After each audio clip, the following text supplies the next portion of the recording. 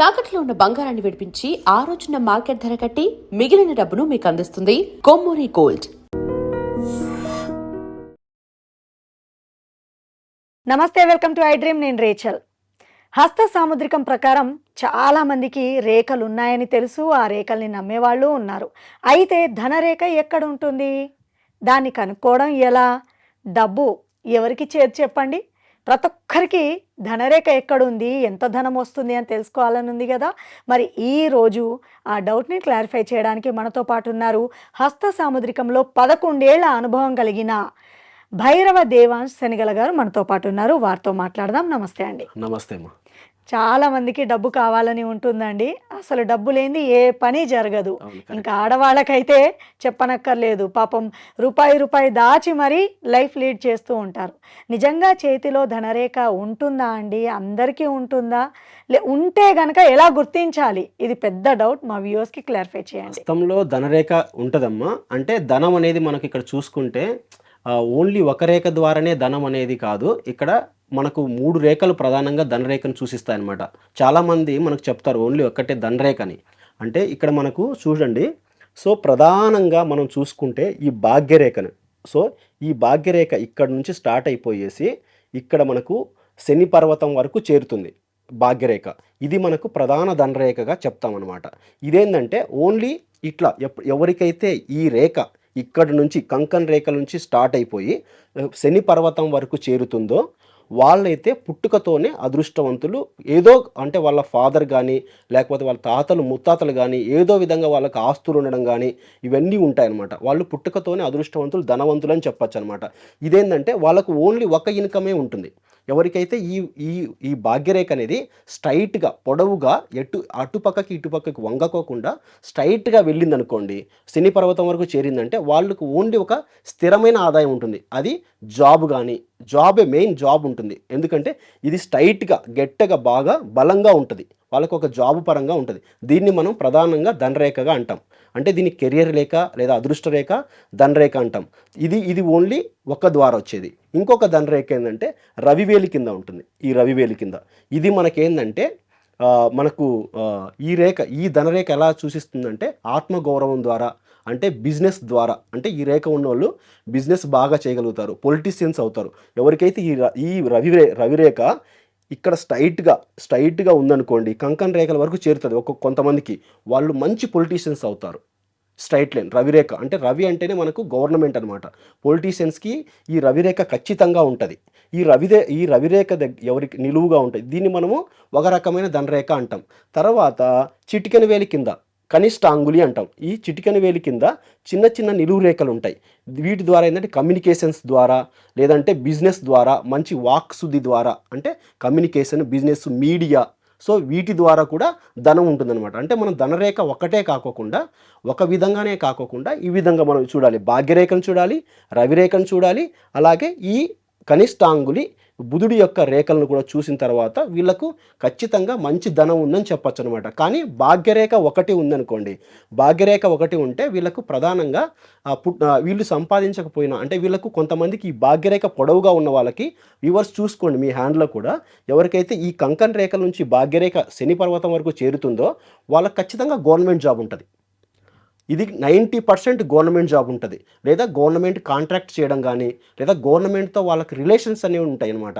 ఈ రేఖ ఉండి ఈ రవిరేఖ కూడా స్ట్రైట్గా ఉందనుకోండి, ఖచ్చితంగా వాళ్ళు పొలిటీషియన్స్ ఉంటారు ఖచ్చితంగా, లేదా గవర్నమెంట్ పదవుల్లో పెద్ద పదవుల్లో ఉంటారు. ఏ మినిస్టర్ కానీ ఇలాంటి పదవుల్లో ఉంటారు. ఐఏఎస్, ఐపీఎస్, ఇలాంటి ఆర్మీలో పెద్ద కన్నలు, ఇలాంటి వాళ్ళలో మంచి వాళ్ళలో మంచి పొజిషన్స్ ఉంటాయి. ఎవరికైతే రవిరేఖ దగ్గర ఒక స్థిరమైన పొడవాటి రేఖ ఉండడము, అంటే నిలువు రేఖ ఉండడము, ఈ భాగ్యరేఖ కంకన్ రేఖల నుంచి శని పర్వతం వరకు చేరుతుందో వాళ్ళు ఖచ్చితంగా గవర్నమెంట్ జాబ్స్ కానీ మంచి పొజిషన్లో ఉంటారు, వాళ్ళకి డబ్బులు బాగుంటాయి. ఓకేనా? ఇది మనకు మంచి ధనరేఖ అని చెప్పచ్చు. మీరు అంటున్నారు డబ్బులు బాగుంటాయి, బాగా సంపాదిస్తారు వాళ్ళు అని అంటున్నారు కదా. ఆ డబ్బులు కొంతమందికి ఎంత సంపాదించినా నిలవండి. మరి అట్లాంటి వాళ్ళు ఏం చేయాలి? ఇప్పుడు రేక్ ఉంది, డబ్బులు వస్తున్నాయి, బట్ నిలవట్లేదు, వాళ్ళు ఏం చేయాలి? దానికి కారణం ఏంటంటే వీనస్, శుక్రస్థానం మనం అబ్జర్వ్ చేయాలి. ఇది మనకు బొటనవేలు పక్కన ఉన్న స్థానాన్ని శుక్రస్థానం అంటాం. ఓకేనా? ఈ భాగ్యరేఖ ఉంటుంది వాళ్ళకి, రవిరేఖ ఉంటుంది, కానీ ఈ శుక్రస్థానం అనేది చెడిపోయి ఉంటుంది. చెడిపోవడం అంటే ఇక్కడ ఎక్కువగా అడ్డు రేఖలు, ఓకేనా. అడ్డు రేఖలు, నిలువు రేఖలు, ఇట్లా బాగా గజిబిజి రేఖలు ఉంటాయి. ఎవరికైతే ఇలాంటి గజిబిజి రేఖలు ఉంటాయో, అడ్డు రేఖలు, నిలువు రేఖలు ఉండి శుక్రస్థానం చెడిపోయి ఉంటుందో వాళ్లకు డబ్బు మంచి నీళ్ళలాగా ఖర్చు అయిపోతుంటుంది. కావాలంటే మీరు వ్యూవర్స్ మీరు ఏం చేస్తారంటే చెక్ చేసుకోండి. ఎవరికైతే ఈ బొటనవేలు పక్కన ఉన్న స్థానంలో అడ్డు రేఖలు, నిలువు రేఖలు ఉంటాయో వాళ్ళ చేతుల్లో డబ్బు నిలవదు. ఈ భాగ్యరేఖ ఉన్నప్పటికీ కూడా వాళ్ళకు డబ్బు ఉంటుంది, అంటే ఏదో విధంగా డబ్బు వస్తుంది. స్థిరమైన ఆస్తి వచ్చినప్పటికీ కూడా వాళ్ళు ఏదో విధంగా వాళ్ళకు అనవసరమైన ఖర్చులు వచ్చి డబ్బు ఖర్చు అయిపోతుంటుంది అనమాట. వాళ్ళకు డబ్బు నిలబడదు. ఈ శుక్రస్థానం ఎవరికైతే బాగా ప్లెయిన్గా ఉంటుందో, అంటే ఇది డిస్టర్బ్ కాకోకుండా, అంటే ఇక్కడ అడ్డు రేఖలు, నిలువు రేఖలు లేకోకుండా, డిస్టర్బ్ లేకోకుండా బాగుంటుందో వాళ్ళ చేతుల్లో డబ్బు నిలుస్తుంది. అంటే ఈ భాగ్యరేఖ అనేది కొంత ఉన్నా కూడా ఈ శుక్రస్థానం బాగుందనుకోండి, వాళ్ళకు డబ్బులు లేకపోయినా ఉన్న డబ్బుని సరిచేసుకుంటారు, ఖర్చులు తగ్గిపోతాయి అనమాట. అధిక ధన నష్టం ఉండదన్నమాట. అది రైట్. ఇప్పుడు భర్తలు బాగానే డబ్బులు సంపాదిస్తారు, మంచి రేక్ ఉంది, లేదంటే భార్య చేతిలో మంచి రేక్ ఉంది, డబ్బులు సంపాదిస్తున్నారు, దాన్ని వృధా చేసేవాళ్ళు కూడా ఉంటారు. దాన్ని ఇప్పుడు మీరు అన్న రేఖ వల్ల అరికట్టొచ్చు అంటారా? ఈ శుక్రస్థానము ఎవరికైతే వీక్గా ఉంటుందో వాళ్ళు, సపోజ్ ఇప్పుడు వైఫ్ హ్యాండ్లో ఇట్లా శుక్రస్థానంలో లేడీస్కి లెఫ్ట్ హ్యాండ్ చూడాలి. సో శుక్రస్థానంలో బాగా అడ్డు రేఖలు, నిలువు రేఖలు ఉన్నాయనుకోండి, సపోజ్ భర్తకు లేవు, బాగా ప్లెయిన్గా ఉంది, సపోజ్ భార్య చేతికి ఇచ్చాడు అనుకోండి, ఆ డబ్బులు ఏదో విధంగా ఆమె ఖర్చు చేస్తుంది. అంటే అనవసరమైన వాటిలో ఇన్వెస్ట్ చేయడం కానీ, లేకపోతే పొరిగింటి వాళ్ళు చెప్పారు, ఇరింటికి వాళ్ళు చెప్పారని చెప్పేసి అక్కడ పెట్టుబడులు ఇక్కడ పెట్టుబడులు పెట్టి ఏదో విధంగా లేనిపోని ఇంట్లోకి సామాన్లు కొనడం కానీ, లేకపోతే వాళ్ళు అడిగారు, వీళ్ళు అడిగారని, బంధువులు అడిగారని, అక్క చెల్లెలు అడిగారని చెప్పేసి లేకపోయినా ఆ డబ్బుల్ని ఇదిగా ఖర్చు పెట్టేస్తారనమాట. షాపింగ్ పిచ్ అయితే చాలా ఉంటుందండి అమ్మాయిలకి. వస్తువులు, అనవసరమైన వస్తువులు కొంటారు, లేదంటే అక్క చెల్లెళ్ళకి ఇవ్వడం కానీ, లేకపోతే ఇరుంటి వాళ్ళు అడిగారు లేదా అప్పులు అడిగారని చెప్పేసి ఇలా శుక్రస్థానం వీక్గా ఉన్న వాళ్ళు అప్పులు ఇస్తే డబ్బులు రావు. ఎవరికైతే శుక్రస్థానం దగ్గర అడ్డు రేఖలు, నిలువు రేఖలు ఉంటాయో, అది జెంట్స్ అయినా లేడీస్ అయినా, వాళ్ళ దగ్గర డబ్బులు నిలవు, వాళ్ళు అప్పులు ఇస్తే ఆ డబ్బులు రావు. సో తెలుసుకున్నారు కదా వ్యూవర్స్, చాలా జాగ్రత్తగా ఉండండి. అలాంటి రేఖలు ఉన్నవాళ్ళు మీకు చాలా క్లియర్గా అర్థం అవ్వడానికే హ్యాండ్తో సహా చూపిస్తున్నాము. ఒకసారి చెక్ చేసుకోండి. సో డబ్బు ఉందో లేదో మీకే తెలుస్తుంది. థ్యాంక్ యూ అమ్మ. And for more videos, please subscribe to iDream channel. Subscribe to iDream Media. Please subscribe to iDream. Please subscribe to iDream. Please subscribe iDream. And please subscribe to iDream. For more videos, subscribe to iDream. please like, share and subscribe to the channel. Congratulations, iDream. Subscribe to iDream. Subscribe to iDream. So subscribe to iDream Media.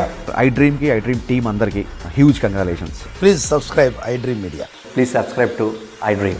Subscribe iDream. Please subscribe to iDream. iDream అంటే నా కళల channel subscribe చేసుకున్నారు, నోరు తిరుగుతలేదు, మీరైతే గంట గుర్తు కొట్టండి. For more such videos, please subscribe to iDream. Subscribe to iDream. Please subscribe to iDream. Please subscribe iDream Media. Please do subscribe to iDream. Please subscribe to iDream Media. For best entertainment and information, please subscribe iDream. And don't forget to subscribe to iDream.